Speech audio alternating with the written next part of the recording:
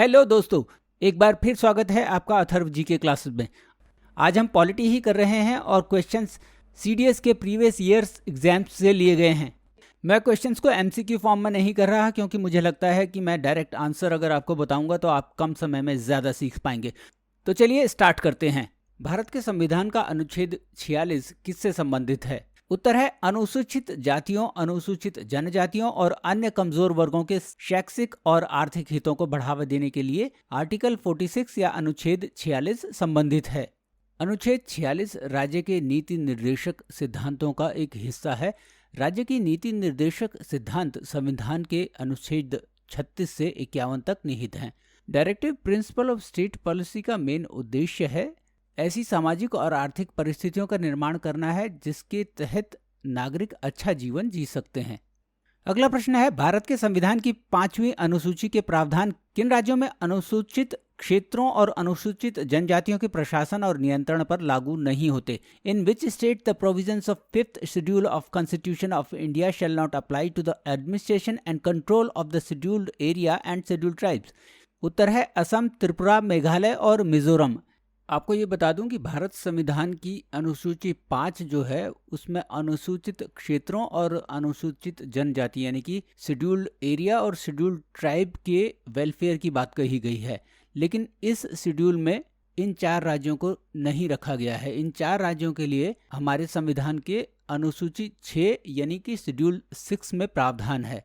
Schedule 6 के अनुसार असम, त्रिपुरा, मेघालय और मिजोरम में ऑटोनॉमस डिस्ट्रिक्ट काउंसिल्स बनाई जाएंगी जो कि जिन्हें कि इन 4 राज्यों के अनुसूचित जनजाति के लोगों के कल्याण के लिए डिसीजन लेने की ऑटोनॉमी होगी और वो उनके वेलफेयर के लिए काम कर पाएंगे। अगला प्रश्न है, चुनाव आयुक्त को किसकी सिफारिश से हटाया जा सकता है? उत्तर है मुख्य चुनाव आयुक्त की सिफारिश पर।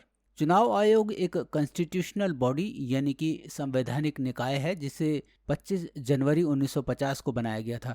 संविधान के अनुच्छेद 324(2) के अनुसार राष्ट्रपति द्वारा मुख्य चुनाव आयुक्त और चुनाव आयुक्तों की नियुक्ति की जाती है और ये जो इनकी नियुक्ति होती है ये 6 साल के लिए होती है या 65 वर्ष, जो भी पहले हो जाए।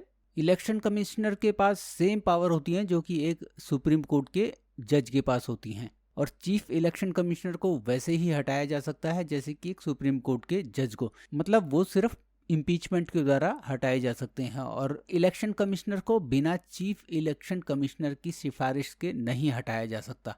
अगला प्रश्न है, भारत संविधान के किस अनुच्छेद के मौलिक अधिकार केवल भारतीयों को प्राप्त हैं? उत्तर है अनुच्छेद 19।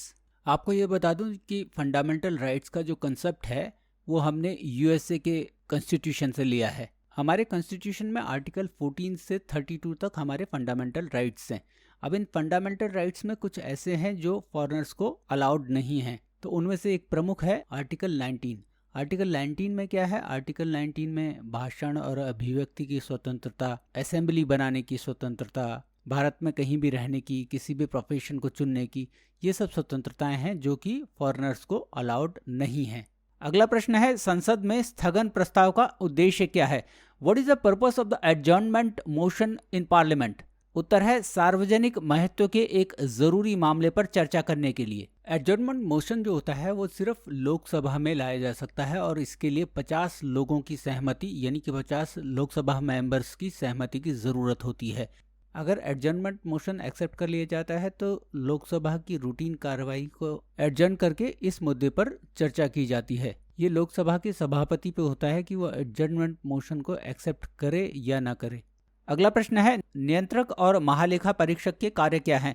What are the function of controller and auditor general of India? उत्तर है भारत सरकार और राज्य सरकारों की सभी प्राप्तियों और व्ययों का, मतलब रिसीट एंड एक्सपेंडिचर का लेखा जोखा रखना।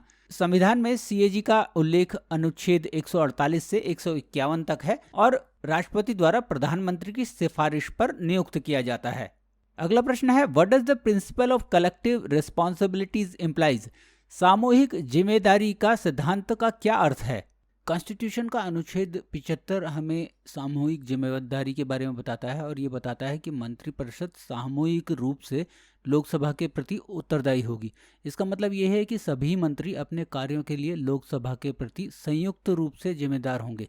उनमें से इंडिविजुअली किया गया कोई भी काम एक मंत्रिपरिषद का काम माना जाएगा। अगर सरकार के अगेंस्ट नो कॉन्फिडेंस मोशन आता है तो वो किसी इंडिविजुअल मिनिस्टर के अगेंस्ट नहीं होता, पूरी कैबिनेट के अगेंस्ट होता है। और अगर नो कॉन्फिडेंस मोशन पास होता है तो पूरी कैबिनेट को इस्तीफा देना पड़ता है। तो इसका मतलब यही है कि वो सारे के सारे कलेक्टिवली एक टीम के रूप में काम करते हैं, एक टीम के रूप में वो लोकसभा के प्रति उत्तरदायी होते हैं। अगला प्रश्न है, लेखा समिति का क्या कार्य है? What are the function of committee on public account? Public account committee होती है एक पार्लियामेंट में, तो उसका क्या कार्य है? उसका कार्य है सरकार के खर्च के लिए सदन द्वारा दी गई राशि के विनियोग को दर्शाने वाले खातों की जांच और भारत के कंट्रोलर एंड ऑडिटर जनरल की रिपोर्ट की जांच। पब्लिक अकाउंट कमेटी पार्लियामेंट की सबसे पुरानी कमेटी है, ये 1921 में गठित की गई थी और ये अब हर साल गठित की जाती है। इसमें 22 सदस्य टोटल होते हैं, 15 सदस्य लोकसभा से होते हैं और 7 सदस्य राज्यसभा से होते हैं और इसे स्पीकर नियुक्त करता है। ये भी क्वेश्चन कई बार आता है कि पब्लिक अकाउंट कमेटी में कितने मेंबर्स होते हैं, कितने लोकसभा से होते हैं, कितने राज्यसभा से होते हैं, तो आप उसे भी देखिएगा। अगला प्रश्न है, what is the meaning of citizenship? नागरिकता का क्या अर्थ है?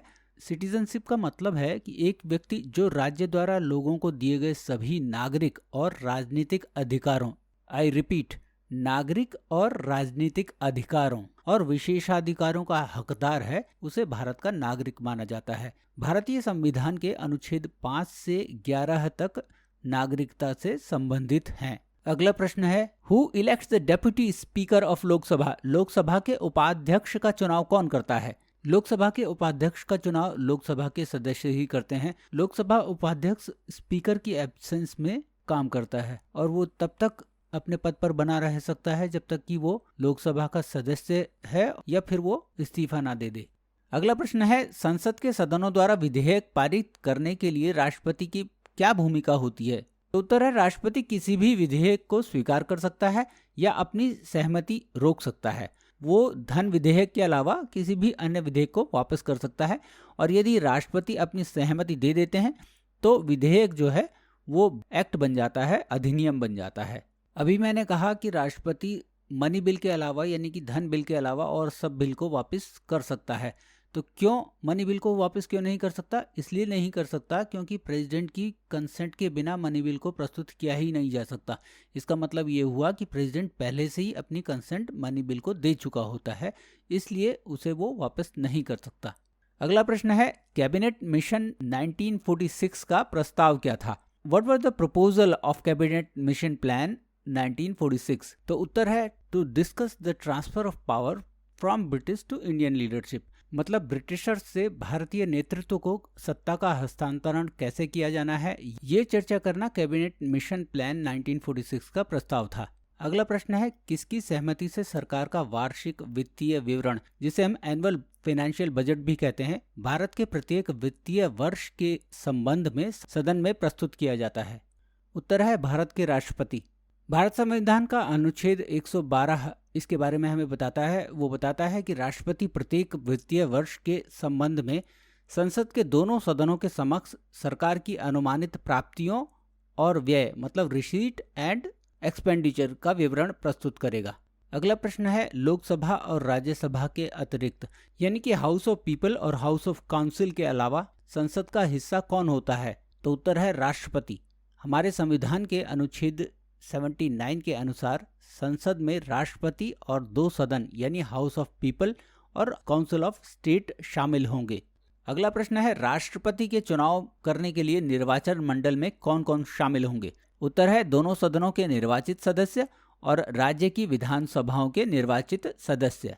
अगला प्रश्न है, कौन सा विधेयक राष्ट्रपति की सहमति के बिना संसद में पेश नहीं किया जा सकता? उत्तर है, धन विधेयक या मनी बिल और नए राज्यों के गठन पर मौजूदा राज्यों के क्षेत्रफल में परिवर्तन से संबंधित विधेयक, मतलब मनी बिल या bill relating to formation of new state और alteration of area of existing states. ये 2 बिल ऐसे हैं जो बिना राष्ट्रपति की कंकरेंस के संसद में पेश नहीं किए जा सकते। अगला प्रश्न है, संविधान के अनुच्छेद 32 का संबंध किस अधिकार से है? उत्तर है, right to remedies for enforcement of fundamental rights, मतलब मौलिक अधिकारों के प्रवर्तन के लिए उपचार का अधिकार। आर्टिकल 32 के अंतर्गत यदि किसी भी व्यक्ति का कोई फंडामेंटल राइट का हनन हो रहा है तो वो सुप्रीम कोर्ट में जाकर रिट पिटीशन फाइल कर सकता है। 5 तरह की रिट्स होती हैं जिसके तहत वो अपने फंडामेंटल राइट्स के वायलेशन के अगेंस्ट रिट पिटीशन फाइल कर सकता है। अगला प्रश्न है, डॉक्टर BR अम्बेडकर ने आर्टिकल 32 को किस नाम से पुकारा था, यानी कि राइट टू रेमेडीज को किस नाम से पुकारा था। उन्होंने कहा था कि ये संविधान की आत्मा और संविधान का हृदय है। It is the very soul of the constitution and heart of the constitution, ये BR अम्बेडकर जी ने कहा था। अगला प्रश्न है, भारत संविधान की 6ठी अनुसूची किसके बारे में है। तो उत्तर है असम, मेघालय, त्रिपुरा और मिजोरम राज्यों के जनजातीय क्षेत्रों के प्रशासन के बारे में है। आपको ये भी बता दूं कि भारतीय संविधान में 12 शेड्यूल या अनुसूचियां हैं जो अलग अलग सब्जेक्ट्स पर हैं। अगला प्रश्न है, which category of person is not treated at par with others as far as availability of fundamental rights is concerned. किस श्रेणी के व्यक्ति को मौलिक अधिकारों की उपलब्धता समान रूप से नहीं है। उत्तर है सशस्त्र बलों के सदस्यों के लिए। यहाँ मैं आपको यह भी बता दूं कि संविधान के अनुच्छेद 33 और 34 में कहा गया है कि संसद के पास सशस्त्र बलों और पुलिस बल के सदस्यों के मौलिक अधिकारों के आवेदन को संशोधित करने की शक्ति है। अगला प्रश्न है, भारत के संविधान के अनुच्छेद 22 के तहत गिरफ्तारी और नजरबंदी के खिलाफ सुरक्षा किसे उपलब्ध नहीं है। तो उत्तर है एन एनिमी एलियन, यानी कि एक शत्रु, विदेशी शत्रु जो है, और एक व्यक्ति जिसे प्रिवेंटिव डिटेंशन लॉ के तहत बंद किया हो या जिसे निवारक निरोध कानून के तहत बंद किया गया हो। और ये प्रिवेंटिव डिटेंशन क्या होता है? प्रिवेंटिव डिटेंशन होता है जब भी किसी अभियुक्त को मुकदमे से पहले ही कैद कर लिया जाता है, इस धारणा के साथ कि इसका जेल से बाहर रहना समाज के लिए ठीक नहीं होगा। अगला प्रश्न है, प्रोटेम स्पीकर क्या होता है। तो उत्तर है एक प्रोटेम स्पीकर संसद का सबसे सीनियर मोस्ट सदस्य होता है जिसे कि राष्ट्रपति चुनता है, और ये टेम्परेरी पोस्ट होती है जब तक कि जो रेगुलर स्पीकर है वो ना चुना जाए। इसका काम बेसिकली होता है कि वो नवनिर्वाचित सदस्यों को शपथ दिलाता है। अगला प्रश्न है, सी राजगोपालाचारी ने 1959 में किस पार्टी की स्थापना की थी। उत्तर है स्वतंत्र पार्टी, और सी राजगोपालाचारी जी भारत के लास्ट गवर्नर जनरल भी थे। अगला प्रश्न है, संविधान का कौन सा अनुच्छेद कहता है कि देवनागरी लिपि में हिंदी भारत की राष्ट्रीय भाषा होगी। संविधान का अनुच्छेद 343 ये कहता है। होप आपको वीडियो अच्छा लगा हो। अगर वीडियो अच्छा लगा तो आप इस चैनल को सब्सक्राइब कीजिए, इस वीडियो को शेयर कीजिए ज़्यादा से ज़्यादा, और बेल बटन को हिट कीजिए ताकि आपको मेरे आने वाले वीडियोस के नोटिफिकेशन टाइम पे मिलते रहें। Thank you very much for watching this video.